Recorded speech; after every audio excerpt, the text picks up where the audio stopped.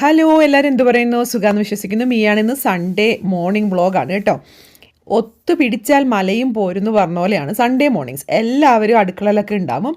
പക്ഷേ ഇവിടുത്തെ ഈ ജാടത്തെണ്ടികൾ എന്നെ വീഡിയോ എടുക്കാൻ സമ്മതിക്കത്തില്ല, ഇവരുടെയൊക്കെ. അതുകൊണ്ട് ഞാൻ ക്യാമറ ഒക്കെ എന്നുവെച്ചാൽ ഞാൻ എടുക്കാതിരിക്കാമെന്ന് അവർക്ക് പറയാൻ പറ്റത്തില്ല. അവരുടെ ഗ്ലാമറൊന്നും വരാതിരിക്കാൻ വേണ്ടിയിട്ട് പെർമിഷൻ ചോദിക്കണം. അപ്പോൾ അവിടെ ഇവിടെയും തുമ്പത്തും സൈഡിലൊക്കെ ഉണ്ടാവും. അല്ലെങ്കിൽ എൻ്റെ ക്യാമറ എവിടെയെന്ന് നോക്കിയിട്ട് മാറിപ്പൊക്കോ എന്നൊക്കെ പറഞ്ഞ് ഞാൻ ഭയങ്കര ഭരണമാണ്. വെറുതെ പറയണ കേട്ടോ. ഞാൻ എന്താ പറയുക, എനിക്ക് വീഡിയോ ചെയ്യുന്നതിന് ഇവർക്ക് ആർക്കും പ്രശ്നമൊന്നുമില്ല. പക്ഷേ ചോദിക്കണം, ഞാനിന്ന് വീഡിയോ എടുക്കാമെന്നൊക്കെ പറഞ്ഞു. അവസാനം ഞാൻ പറഞ്ഞു അങ്ങനെ കൺസെൻ്റ് ഒന്നും എടുക്കാൻ പറ്റത്തില്ല. ട്രൈപോഡും ക്യാമറ ഉണ്ടെന്നുണ്ടെങ്കിൽ അതിൻ്റെ പുറകെ കൂടെ പോവാം, മുന്നിൽ കൂടെ വരുന്ന എല്ലാവരും വീഡിയോയിലുണ്ടാവും ഒക്കെയുള്ള വർത്തമാനമാണ് ഇപ്പം നടന്നുകൊണ്ടിരിക്കുന്നത്. ഇടിയപ്പമാണ് കേട്ടോ. രാവിലെ കുറേ നാൾ കൂടിയാണ് ഇടിയപ്പം ഉണ്ടാക്കണത്. ഇടിയപ്പം എനിക്ക് നല്ലൊരു നമ്മുടെ നാടൻ സാധാരണ ഇടിയപ്പം ഇങ്ങനെ കറക്കി ഉണ്ടാക്കുന്ന ഒരു ഇടിയപ്പത്തിൻ്റെ ഇതുണ്ടായിരുന്നേ, അച്ചും അതിൻ്റെ സാധനങ്ങളൊക്കെ. പക്ഷേ പാത്രം കഴുകാനുള്ള മടി കൊണ്ടേ ഇടിയപ്പത്തിൻ്റെ അച്ച് വരെ ഞാൻ ഡിഷ് വാഷറിലാണ് വെച്ചുകൊണ്ടിരുന്നത്. എനിക്ക് തോന്നുന്നത് ഞാനൊന്ന് ഡിഷ് വാഷർ വെച്ചപ്പോൾ ഇവന്മാരാരാണ്ട് തിരിച്ച് ചിലപ്പോൾ ഇവരെടുത്ത് ഡിഷ് വാഷർ എം ടി അതൊരു സെക്കൻഡ് ഒന്ന് കഴുകിയിട്ടങ്ങ് മാറ്റി വെച്ചാൽ മതി. പക്ഷെ നമുക്ക് ചിലപ്പോൾ ഭയങ്കര മടിയുടെ ഊക്ക് വരുമ്പം നമ്മൾ മല ചുമക്കുമല്ലോ, അങ്ങനെ കാണിച്ച് വെച്ചതാണ് എൻ്റെ കയ്യിൽ നിന്ന്. പക്ഷേ ഇവരാരാണ്ടോ അതെടുത്ത് എവിടെയോ കൊണ്ടുവച്ചു. ഇടിയപ്പത്തിൻ്റെ അച്ച് കറക്റ്റ് ഇല്ലെങ്കിൽ നമുക്കൊന്നും ചെയ്യാൻ പറ്റത്തില്ല. ഞാൻ ഒരു ഈസ്റ്റേണിൻ്റെ അല്ല ഇടിയപ്പം പൊടിയാണ് മേടിക്കുന്നത്. എന്നിട്ട് വെള്ളം ഈ കെറ്റിലിൽ തിളപ്പിച്ചിട്ട് ഇത്തിരി നെയ്യും ഉപ്പും ഒക്കെ ഒഴിച്ചിട്ട് അളവില്ല കേട്ടോ. ഞാനിങ്ങനെ ഒരു എത്രയാണ് അതിൻ്റെ അളവെന്ന് അതിൽ എഴുതിയിട്ടുണ്ട്, പക്ഷെ ഞാൻ അങ്ങനെ നോക്കാറില്ല. ഞാനൊരു ഒഴിക്കും. ഓൾമോസ്റ്റ് ഒരു കട്ടയായി തുടങ്ങുമ്പം ഞാനത് നിർത്തും. പിന്നെ ഇങ്ങനെ കുറച്ച് നേരം അവിടെ നല്ല തിളച്ച ചൂടല്ലേ, കുറച്ച് നേരം ഒന്ന് ആറ്റാൻ വേണ്ടിയിട്ട് വെക്കും. ചില ആളുകൾ ഇടിയപ്പത്തിൻ്റെ ഉണ്ടാക്കുമ്പോഴത്തേനും അതിൻ്റെ അളവ് ഉൾപ്പെടെ പറയുന്നതാണ്. പക്ഷേ ഇന്നത്തെ വീഡിയോയുടെ ഹൈലൈറ്റ് അതല്ല. സമ്മർ സ്നോ എന്ന് പറഞ്ഞിട്ട് ഈ ഒരു ഇടിയപ്പം, ഇത് ഒട്ടും സ്പോൺസേർഡ് അല്ല കേട്ടോ. ഞാൻ എൻ്റെ കണ്ടൻറ്റ് ഒരു പ്രത്യേകത, ഞാൻ സ്പോൺസർ വീഡിയോസ് ചെയ്യാറില്ല. ഞാനിവിടെ കാണിക്കുന്നുള്ളൂ. സമ്മർ സ്നോ എന്നല്ല എൻ്റെ പേര്. സമ്മർ സ്നോ ഇടിയപ്പം മേക്കർ എന്ന് പറഞ്ഞിട്ട് എനിക്ക് തോന്നുന്നത് നമ്മൾ ആമസോൺ ആണെന്ന് തോന്നുന്നില്ല. ഞങ്ങൾ വെറുതെ ഗൂഗിൾ സെർച്ച് ചെയ്തു, കണ്ടു, റിവ്യൂ നോക്കിയപ്പം കുഴപ്പമില്ലയെന്ന് കണ്ടു, മേടിച്ചു. പക്ഷെ ഞാൻ കണ്ടോ, ഇതിന് കുറേ അച്ചുകളുണ്ട്. നല്ല നൂൽ പോലത്തെ ഇടിയപ്പവും വരും. പിന്നെ മറ്റേ വലിയ വണ്ണമുള്ള ഇതെല്ലാം വരുന്നുണ്ടല്ലോ. നമ്മൾ ആമസോണിൽ കുറേ നോക്കിയപ്പം ഇടിയപ്പം മേക്കർ എന്നൊക്കെ പറഞ്ഞ് നോക്കിയപ്പോൾ പലതും അതിൻ്റെ അടിയിൽ ആൾക്കാർ ഇത് ഇടിയപ്പം മേക്കർ അല്ല, നന്നായിട്ട് വരില്ല, വലിയ നൂഡിൽസ് പോലെ വരുന്നതെന്നൊക്കെ പറഞ്ഞ് അങ്ങനെ കണ്ട് പിന്നെ ഇത് ഞാനല്ല കേട്ടോ, ഞാൻ തോമസിനെ ഏൽപ്പിച്ചു. അങ്ങൊരു നോക്കി കണ്ടുപിടിച്ചതാണ് സമ്മർ സ്നോ. അതങ്ങനെ പ്രത്യേകിച്ച് റെക്കമെൻഡേഷൻസോ അങ്ങനെയൊന്നും ഉണ്ടായിരുന്നില്ല. പക്ഷെ ഞാനിപ്പോൾ ഒരു പ്രാവശ്യം ഉപയോഗിച്ചോളൂ കേട്ടോ. പൊതുവെ മടിയാണ് ഇടിയപ്പം ഉണ്ടാക്കാൻ വേണ്ടിയിട്ട്. അതുകൊണ്ട് ഇത് മേടിച്ച് കഴിഞ്ഞാൽ സ്ഥിരമായിട്ട് ഉണ്ടാക്കുമെന്ന് വിചാരിച്ചിട്ട് നമ്മൾ മേടിക്കുന്നത്. പക്ഷേ ഇനിയിപ്പം പതുക്കെ ചെയ്യണം. എന്തായാലും ഉണ്ടാക്കിയ ഒരു തവണ നല്ലതായിട്ട് വന്നിട്ടുണ്ട് കേട്ടോ. നാട്ടിൽ പക്ഷേ പിജിയൻ്റെ അങ്ങനെ പലതിൻ്റെയും ഉണ്ടെന്ന് തോന്നുന്നു. എനിക്ക് ഒരു എന്താ പറയുക, ഇതെനിക്ക് എൻ്റെ മുന്നത്തെ ഇടിയപ്പത്തിൻ്റെ അച്ച് പോയില്ലെങ്കിൽ ഞാനൊന്നും മേടിക്കില്ല കേട്ടോ. പണി നമുക്ക് കറക്കണ്ട, തിരിക്കണ്ട, പിന്നെ എന്താ പറയുക, പീച്ചണ്ട. ഇത് ഇങ്ങനെ ആ ഒരു മെഷീനിൽ നമ്മൾ ഡ്രില്ലൊക്കെ ഇങ്ങനെ ഗൺ പോലെയല്ലേ, ഡ്രില്ലിങ്ങനെ ഞെക്കണ പോലെ ആ ഒരു ട്രിഗർ ബട്ടൺ ഞെക്കിയിട്ടുണ്ടെങ്കിൽ ഇതിങ്ങോട്ട് വന്നോളും.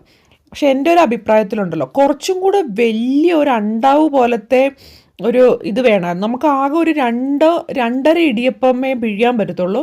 പിന്നെ ഇതൊക്കെ ഊരി നിറയ്ക്കണം. അതൊരു ഡ്രോബാക്കായിട്ട് പറയാൻ പറ്റത്തില്ല. എല്ലാ ഇടിയപ്പം ഉണ്ടാക്കുമ്പോഴും അങ്ങനെ തന്നെയാണല്ലോ. അപ്പം എനിക്കൊന്ന് $100 മേളിൽ 120 ഒക്കെ ആണെന്ന് തോന്നുന്നു. ലിങ്ക് ചോദിക്കുമെന്ന് എനിക്കറിയാം.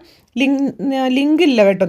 നമ്മൾ വെറുതെ, കാരണം ഇതൊരു സ്പോൺസേർഡ് വീഡിയോ ഒന്നും അല്ലാത്തതുകൊണ്ട് അങ്ങനെ ലിങ്ക് ഒന്നും കൊടുത്ത് നമ്മൾ പ്രൊമോട്ട് ചെയ്യുന്നില്ല. പക്ഷേ ഇതേ മെഷീൻ മേടിക്കണമെങ്കിൽ സമ്മർ സ്നോ ഇടിയപ്പം മേക്കർ എന്ന് അടിച്ചാൽ മതി. അതല്ലാതെ ഞാൻ പറഞ്ഞേക്കുന്നത് നാട്ടിൽ മിക്കവാറും എല്ലാ പിജിയനും എല്ലാ പ്രസ്റ്റീജിയനൊക്കെ ഉണ്ടെന്ന് തോന്നുന്നു. പക്ഷേ എനിക്കറിയാം, ചിലപ്പോൾ നമ്മൾ ഇന്ത്യക്ക് പുറത്താവുമ്പോൾ നമുക്കൊരു സംശയമാണല്ലോ, നമുക്ക് സമയത്ത് കിട്ടുമെന്നൊക്കെ. ഇത് വന്നത് കുറച്ച് നാൾ, ഒരു 2-3 ആഴ്ച എടുത്തു എന്ന് തോന്നുന്നു കേട്ടോ. ഇത് നമ്മൾ ഓർഡർ ചെയ്തിട്ട് വരാൻ വേണ്ടിയിട്ട്. ഞാൻ പേയ്പാൽ യൂസ് ചെയ്തിട്ടാണ്. ഇങ്ങനെ നമുക്കറിയാത്ത സാധനം നാട്ടിൽ നിന്നൊക്കെ വരുത്തുന്നതൊക്കെ പേയ്പാൽ യൂസ് ചെയ്യും. ക്രെഡിറ്റ് കാർഡ് കൊടുക്കാതെ പേയ്പാൽ വഴിയാണ് ഓർഡർ ചെയ്തത്. അപ്പം താല്പര്യമുള്ളവർക്ക് നോക്കണമെങ്കിൽ. പക്ഷേ ഞാൻ പറയുകയാണെങ്കിൽ ഇതൊക്കെ നന്നായിട്ടൊന്ന് വായിച്ച് വേറെ ആൾക്കാരൊക്കെ ഉപയോഗിക്കും. നാട്ടിലുള്ളവർ എനിക്കൊന്ന് നാട്ടിൽ തന്നെ ഉള്ള ബ്രാൻഡുകൾ യൂസ് ചെയ്യണം. അത് കറണ്ടിൽ കുത്തിയിട്ടാണല്ലോ. കറണ്ടിൽ കുത്തുമ്പം 110 വോൾട്ടാണ് നമ്മൾ കാനഡയിലൊക്കെ. അപ്പം നമ്മൾ ആ വോൾട്ടിൻ്റെ ഒക്കെ നോക്കിയിട്ടുണ്ട്. അപ്പോൾ ഇത് നമുക്ക് 110 വോൾട്ടിൻ്റെ വേണമായിരുന്നു.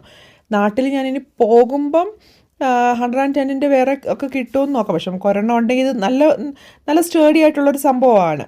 അപ്പോൾ അതൊന്ന് പറയാമെന്ന് വെച്ചു കേട്ടോ. ആർക്കെങ്കിലുമൊക്കെ ഇടിയപ്പം സ്ഥിരമായിട്ട് ഉണ്ടാക്കുന്നവർക്കൊക്കെ ഉണ്ടെങ്കിൽ ഇത് ഉപകാരപ്പെട്ടോട്ടെ എന്ന് വിചാരിച്ചിട്ടാണ്.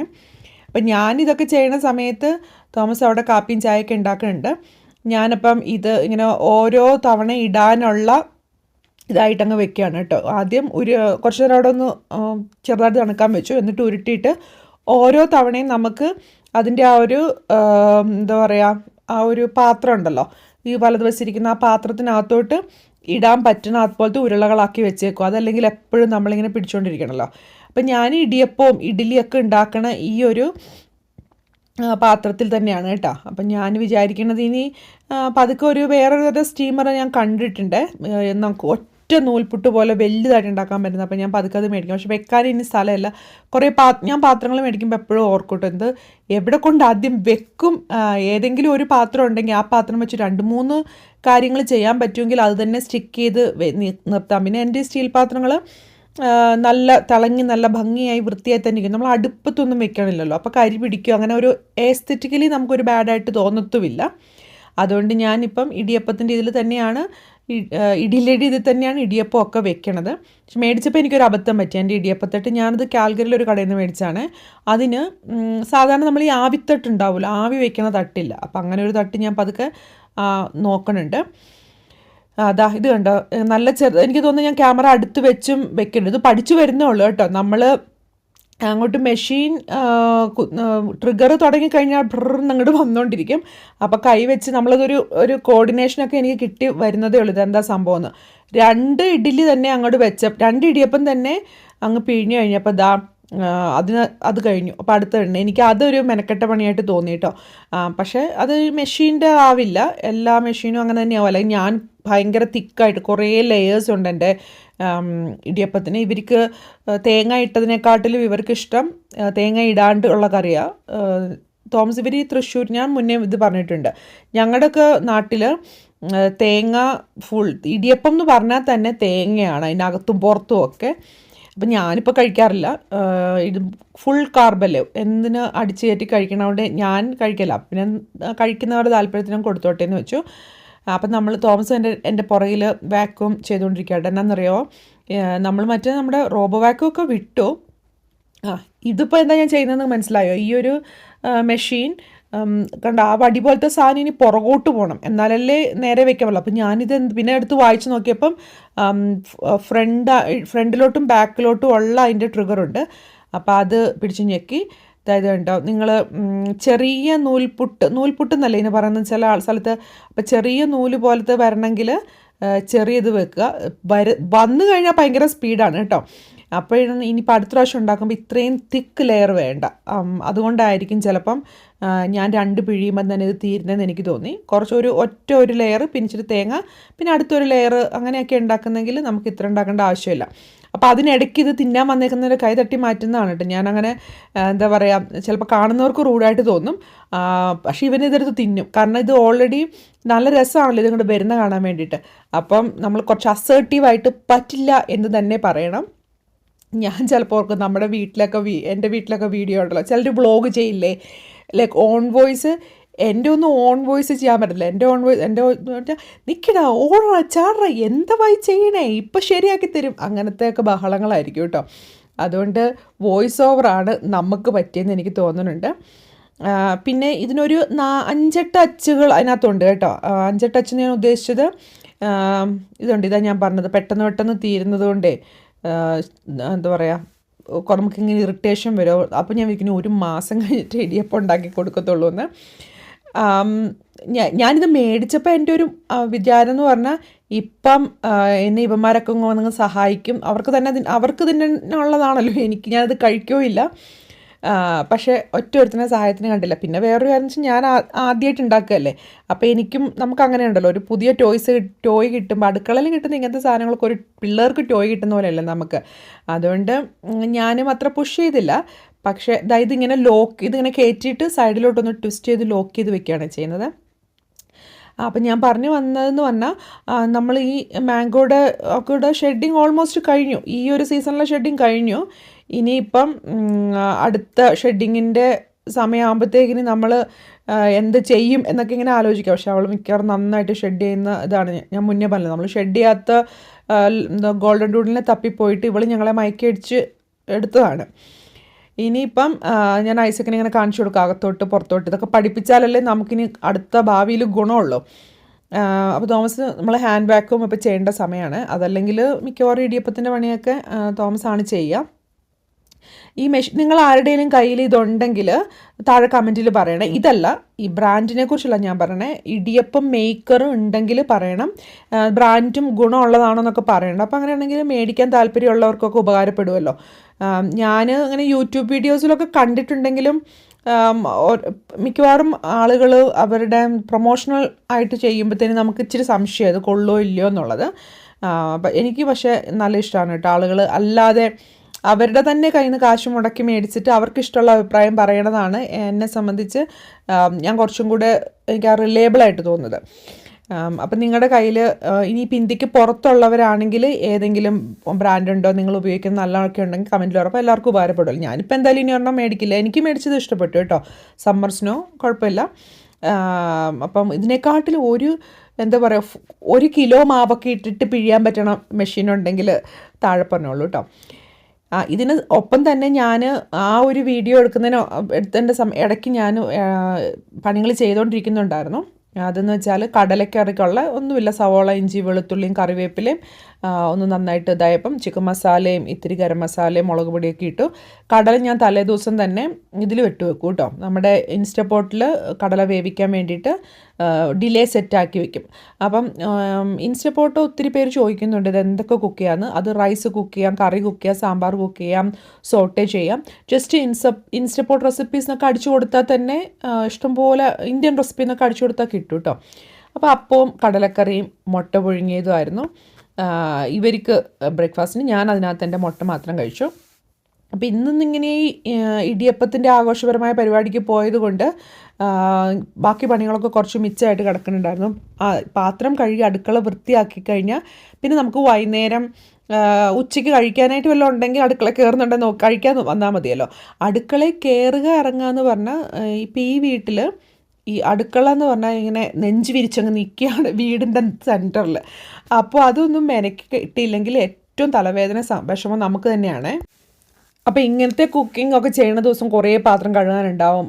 സവോളയൊക്കെ അരിഞ്ഞ കട്ടിംഗ് ബോർഡ്, പിന്നെ ഞാൻ കടല തലേദിവസം അതിനൊരു ഇൻസ്റ്റപോട്ടിനകത്ത് ഒരൊറ്റ പാത്രമേ ഉള്ളൂ കേട്ടോ. അതാണ് ഏറ്റവും വലിയൊരു ഗുണം, കുറേ പാത്രങ്ങൾ കഴുകണ്ട. ഈ കുക്കറിൻ്റെ അടപ്പൊക്കെ കഴുകുന്ന പോലെ കഴുകി. ഇൻസ്റ്റപോട്ടിൻ്റെ അടപ്പ് ഞാൻ അതിൻ്റെ ചിലപ്പോൾ ഞാൻ ഡിഷ് വാഷറിൽ വയ്ക്കും, ചിലപ്പോൾ ഒന്ന് റിൻസ് ചെയ്തേ വയ്ക്കത്തുള്ളൂ, ഒന്നും എൻ്റെ മേളിലോട്ടാവാത്തതുകൊണ്ട്. പിന്നെ നമ്മൾ മുന്നേ പറഞ്ഞ പോലെ ആദ്യം ഒരു ടോയ് കിട്ടിക്കഴിയുമ്പോഴുള്ള ആവേശം കൊണ്ട് കഴുകാൻ പറ്റത്തില്ല കേട്ടോ. ഈ ഒരു ഇടിയപ്പം മേക്കർ ഈ സാധനം, അറ്റ്ലീസ്റ്റ് ഈ സാധനം കഴുകാൻ പറ്റില്ല. കാരണം വെച്ചാൽ ഇത് ഇങ്ങനെ ഇലക്ട്രോണിക് ഇതാണ്. അപ്പം ഞാൻ നല്ലൊരു ടിഷ്യൂ നന്നായിട്ട് നനച്ചിട്ട് ആ ഒരു എൻ്റെ ഗൺ പോലത്തെ ഇതുണ്ടല്ലോ അതൊക്കെ ഒന്ന് തുടച്ചെടുക്കുക. അതൊന്നും അധികം ഒന്നും അത് വേണേൽ ഒന്ന് കഴുകായിരിക്കും, നമുക്ക് ചെറുതായിട്ട് ഇങ്ങനെ മുഴുവൻ വെള്ളത്തിൽ ഇമ്മേഴ്സ്ഡ് ആവാതെ കഴുകായിരിക്കും. പക്ഷേ എൻ്റെ ഓൾറെഡി നല്ല വൃത്തിയായി. പക്ഷേ അതിൻ്റെ മറ്റേ നമ്മൾ മാവിടുന്ന സ്ഥലത്തുണ്ടല്ലോ അത് ഞാൻ ഡിഷ് വാഷറിലോട്ട് എടുത്ത് വെച്ചു. പിന്നെ ഇനിയിപ്പോൾ അടുത്തതെന്ന് വെച്ചാൽ ഞാൻ നമ്മുടെ ഫിൽറ്റർ മാറ്റണം. ഈ വർഷത്തിൽ 2 പ്രാവശ്യമാണ് ഈ ഫിൽറ്റർ മാറ്റുക. ഇത് നമ്മൾ കോസ്കോന്ന് മേടിച്ചാണ് ഫുൾ ആ ഫിൽറ്റർ, ബ്രോണ്ടൽ എന്ന് പറഞ്ഞിട്ട് അതിൻ്റെ പിന്നെ 6 മാസം കൂടുമ്പം അതിൻ്റെ ഫുൾ ഫിൽറ്ററും ഇതുമെല്ലാം നമ്മൾ ഇവിടുന്ന് മേടിക്കും, കോസ്കോന്ന് തന്നെ മേടിക്കുക ചെയ്യാം. പിന്നെന്താ പറയുക, രാവിലെ തന്നെ അതെല്ലാം ആക്കി വെച്ചു. ഉടനെ തന്നെ ചിക്കൻ ഞാൻ അടുപ്പത്തോട്ട് ബേക്ക് ചെയ്യാൻ വേണ്ടിയിട്ട് വെച്ചു. ഇതിനകത്ത് മാവ് അരച്ചോ, ചോറ് വയ്ക്കോ മാവ് അരച്ചോ അങ്ങനെ കണ്ടും വെച്ചിട്ടുണ്ട്. ഇനി ഇവന്മാർക്ക് കുറച്ച് ഐപാഡും അങ്ങനത്തെ സാധനങ്ങളൊക്കെ സമയം കൊടുത്തിട്ടുണ്ട്. പിന്നെ ഈ ഭാഗം ഒരു കാട് പിടിച്ച് കിടക്കുക, അതൊന്നും അങ്ങോട്ടും ഇങ്ങോട്ടൊക്കെ ഒന്ന് മാറ്റണം. പക്ഷേ ഈ മാംഗോ ഉള്ളിടത്തോളം എനിക്ക് തോന്നുന്നില്ല നമ്മുടെ വീടിന് ഒരു മേനായി എന്തെങ്കിലും ആവുമെന്ന്. ഇമ്മാനുവൽ കുറച്ച് നേരം അവൻ്റെ ഫൈനൽ എക്സാംസ് തന്നുകൊണ്ടിരിക്കുക, അങ്ങനെ പഠിത്തം നടക്കുന്നു. പിന്നെ അവൻ്റെ ആൻറ്റി തോമസിൻ്റെ സിസ്റ്റർ ബാംഗ്ലൂരാണ് കേട്ടോ. അപ്പോൾ അവർ എല്ലാ കസിൻസും അവർക്ക് എല്ലാവർക്കും കൂടെ കൂടിയിട്ട് ഇങ്ങനെ മാത്തിൻ്റെ ബേസിക് ഫണ്ടമെൻ്റൽ മാത്സ്, അവർ ഓൾമോസ്റ്റ് സിമിലർ ഏജുകാർ കുറച്ച് പേര് 3-4 പേരുണ്ട്. അപ്പോൾ നമ്മുടെ പാറുവിനൊക്കെ ഓർമ്മയില്ലേ, അവർ വരുന്നുണ്ട് കേട്ടോ. ഈ ഒരു അടുത്ത മാസം അവർ വരുന്നുണ്ട്, നമ്മളൊരു ക്യാമ്പീന് പോകാൻ വേണ്ടിയിട്ട്. ഉച്ചക്കത്തേക്കൊക്കെ ഈസി പീസിയാണ്. ചിക്കൻ ബേക്ക്ഡായി വന്നു, ഞാനത് എടുത്തൊന്ന് മാറ്റി വെച്ചു. പിന്നെ അതിലോട്ട് തന്നെ ഞാൻ കുറച്ച് ബ്രോക്കലി ഞാൻ ബേക്കാൻ വേണ്ടി വെച്ചിട്ടുണ്ട്. ജസ്റ്റ് എന്താ പറയുക, ഇത്തിരി ഷാലഡ് സീസണിങ്ങും എന്തെങ്കിലുമൊക്കെ നമ്മൾ ഇച്ചിരി ഉപ്പും ഒരു ക്രഷ് ചില്ലിയൊക്കെ ഇട്ടാലും മതി. ഒന്ന് ബട്ടറൊക്കെ ഒന്ന് സ്പ്രേ ചെയ്തിട്ടുണ്ടെങ്കിൽ നല്ല ഇതായിട്ട് വരും കേട്ടോ, നമ്മുടെ ബ്രോക്കലി നല്ല സുന്ദരമായിട്ട് വരും. സോ അപ്പോൾ ഇതായിരുന്നു എൻ്റെ ലഞ്ച്. ചിക്കനും ബ്ലാക്ക് ബീൻസാണ് കേട്ടോ, അത് ബ്ലാക്ക് ബീൻസും കുറച്ച് ഇതും എന്താ പറയുക ബ്രോക്കലി. പിന്നെ മറ്റവർക്ക് അതിൻ്റെ കൂട്ടത്തിൽ വൈറ്റ് റൈസ് ഉണ്ടായിരുന്നേ, പിന്നെ കടലക്കറിയൊക്കെ ഉണ്ടായിരുന്നു. പിന്നെ എന്താ പറയുക ഒക്കെ ആക്കി വെച്ച് ഞാൻ ലഞ്ചിന് മുമ്പ് തന്നെ ഞാനിവന്മാരെ കൊണ്ടൊന്ന് പുറത്തു പോകാമെന്ന് വെച്ചു. നല്ല നട്ടുച്ച സമയത്ത് വട്ടെന്ന് പറയില്ലേ, അങ്ങനെയല്ല കേട്ടോ, നട്ടുച്ചയാണെങ്കിലും ചെറിയ തണുപ്പൊക്കെ ഉണ്ട്. അപ്പം അവന് പഠിച്ചിട്ടും എക്സാം അങ്ങനെ ബോറടിച്ചു. മറ്റവന് പിന്നെ നമ്മൾ അങ്ങനെ ഐപാഡിലിരിക്കുകയല്ലേ, അപ്പം ഞാൻ വിചാരിച്ചു എന്നാൽ ഒന്ന് നടക്കാൻ പോകാമെന്ന് വിചാരിച്ചു. ചൂടുള്ളതുകൊണ്ട് വെയിലായതുകൊണ്ട് നടന്ന് തിരിച്ചു വന്നപ്പോൾ നല്ല ക്ഷീണം. അപ്പം ഞാൻ ഇഞ്ചിയും പുതിനയും ഇഞ്ചിയൊക്കെ ഇട്ടിട്ട് ഒരു നാരങ്ങ വെള്ളം, ഓരോരുത്തർക്ക് ഉപ്പിട്ടത്, ഉപ്പും പഞ്ചസാര ഇട്ടത്, ഉപ്പും പഞ്ചസാരയും പഞ്ചസാര മാത്രം ഇട്ടത്, അങ്ങനെ ഓരോരുത്തർക്കും അവരുടേതായ രീതിയിലുള്ള സംഭവമൊക്കെ റെഡിയാക്കി കൊടുത്തു. എനിക്കും ഭയങ്കര ഇഷ്ടമാണ് കേട്ടോ. ഞാനിടുമ്പോൾ ഇത്തിരി ഉപ്പും ഇത്തിരി സ്വീറ്റ്നറും കൂടി ഇടും, പുതിനയും ഇഞ്ചിയും ഒക്കെ ഇട്ടിട്ട്. ഇനി കുറച്ച് നേരം ഇരുന്ന് അതൊക്കെ കുടിച്ചുകൊണ്ടിരിക്കുന്ന സമയത്ത് വേറൊന്നും ചെയ്യാനൊന്നുമില്ല. തോമസ് അവന്മാരെയും കൊണ്ട് എവിടെയോ, ഐസക്കിനെയും കൊണ്ട് എവിടെയോ പുറത്തോട്ട് പോകുമെന്ന് പറഞ്ഞു. അപ്പം ഞാൻ ഇനിയിപ്പം ഒന്നും കാര്യമായിട്ടൊന്നും ചെയ്യാനില്ല. വേണമെങ്കിൽ അവിടെ ഇവിടെയൊക്കെ ഏതെങ്കിലുമൊക്കെ ഷോപ്പിംഗ് ഇതിലോ അല്ലെങ്കിലൊക്കെ നടക്കാം. പക്ഷേ എനിക്കൊന്ന് കുറച്ച് നേരം ഒന്ന് വായിക്കുകയൊക്കെ ചെയ്യാമെന്ന് തോന്നി. അപ്പം ഞാൻ തിരിച്ചു വന്നിട്ട് കുറച്ച് നേരം വായിച്ചു. അങ്ങനെ നമ്മുടെ ഒരു മോർണിംഗ് എന്ന് തന്നെ പറയാം, സൺഡേ ഇവിടെ അവസാനിക്കുകയാണ്. അപ്പം നമ്മുടെ എന്താ പറയുക, വീഡിയോ കാണുമോ, സപ്പോർട്ട് ചെയ്യുമോ, സ്ഥിരമായിട്ട് കമൻറ്റ് അയക്കുകയോ ലൈക്ക് ചെയ്യുകയും ചെയ്യുന്നവർക്കൊക്കെ താങ്ക് യു സോ മച്ച്. ഇനി അതൊന്നും ചെയ്യുന്നില്ലെങ്കിലും കണ്ട് സപ്പോർട്ട് ചെയ്യുന്നവർക്ക് ഒത്തിരി താങ്ക് യു. ചില കമൻസൊക്കെ കാണുമ്പോൾ എനിക്ക് പേര് കാണുമ്പോഴേ അറിയാം കേട്ടോ, എനിക്ക് എന്താ പറയുക, ഒരു ആത്മബന്ധം പോലെ തോന്നും. ചിലപ്പോൾ ആളെ നമ്മൾ കണ്ട് അങ്ങനെ പരിചയമൊന്നും ഉണ്ടാവില്ലല്ലോ, പക്ഷെ പേരും ആ കമൻറ്റും അതിൻ്റെ നേച്ചറും കാണുമ്പം തന്നെ ഭയങ്കര ഒരു കണക്ടിവിറ്റി തോന്നും കേട്ടോ. നിങ്ങളുടെ ആ ഒരു കമൻറ്റുകൾക്കും സപ്പോർട്ടുകളിനും ഒക്കെ താങ്ക് യു സോ മച്ച്. എന്തായാലും അടുത്ത വീഡിയോ ആയിട്ട് ഉടനെ വരും വരെ ബൈ, ടേക്ക് കെയർ.